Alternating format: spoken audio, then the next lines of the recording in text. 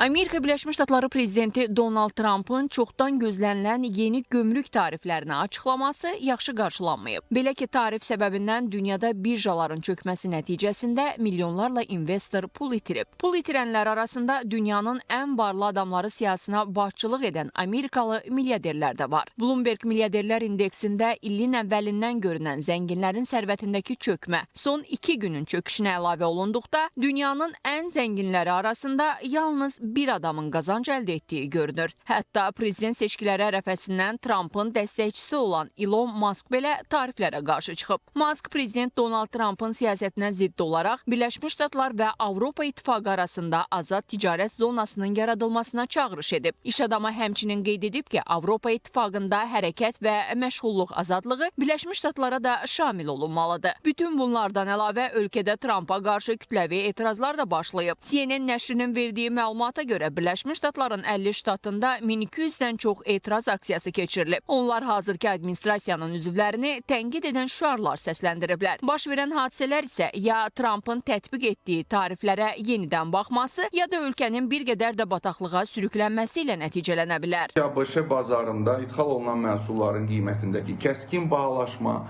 eyni zamanda ithal olunan xam mal hesabına istehsal olunan yerli istehsalatdakı müvafiq çöküş və 3-cü ay ərzində təqribən 228 min əhalinin iş yerini itirməsi və ABŞ-nin müxtəlif yerlərində deməli təşkil edilmiş etiraz aksiyaları siyasi və iqtisadi gərginliyə səbəb olmuşdur və belə olan təqdirdə də mən elə düşünürəm ki, ABŞ prezidenti cənab Donald Trump müvafiq ithal rüsumlarının deməli qanunvericiliyinə yenidən baxmağa məcbur olacaq. Digər tərəfdən Amerika Birləşmiş Ştatları prezidenti Donald Trump bildirib ki, Birləşmiş Ştatlar Çinlə yalnız ölkələr arasında ticarət kəsiri aradan qaldırılarsa saziş bağlaya bilər. Onun sözlərinə görə Vaşinqton Pekinə görə ildə 100 milyardlarla dollar itirir. Ona görə də ticarət kəsiri problemi həll olunmayınca Vaşinqton Pekinlə sövdələşməyə razı olmayacaq. Trump qeyd edib ki, Amerika Birləşmiş Ştatları Çinə qarşı sərt sanksiyalar tətbiqi ilə tamamilə düzgün hərəkət edir. Məsələnin maraqlı tərəfi isə Wall Street Journal nəşrinin Trump'ın sözlərinə əks fikirlər səsləndirməsidir. Belə ki, nəşrin dərc etdiyi son məqalədə Trump'ın başlatdığı ticarət müharibəsində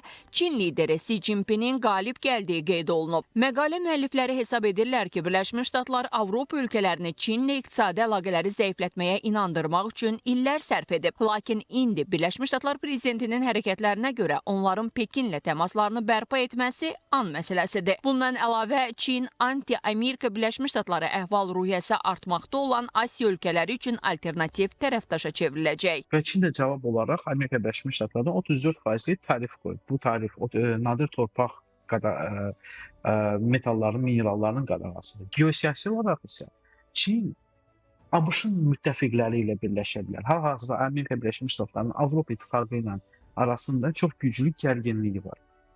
Və Çin Avropa İttifaqı ilə münasibətlərini daha da sıxlaşdıra bilər və belə olduğu təqdirdə Çin, Avropa Birliyi Çini ön sıralara çıxarda bilər. Təbiidir ki, bu proses Amerikanı dünyada təcrid siyasətinə yönəltməklə paralelində Çinin bu istiqamətdə Amerikanın yerini əvəz etmək və onu daha da üstələmək prosesini də doğrulmuş ola bilər ki, bu da Amerikanın əksinə Çini oyundan kənar vəziyyətə gətirməklə bağlı məxsusi olaraq Trump'ın bu ritorikasını fiyaskoya uğratmış olur. Qeyd edək ki, həmçinin yüksəlişinin qarşısını almaq, həm də Birləşmiş Ştatlarla münasibətləri pozmamaq üçün Türkiyədə daxil bir çox ölkə başçısı Vaşinqtona səfər edəcəklərini açıqlayıb. Trump'ın bundan sonra atacağı addımlar isə hələlik sual altındadır.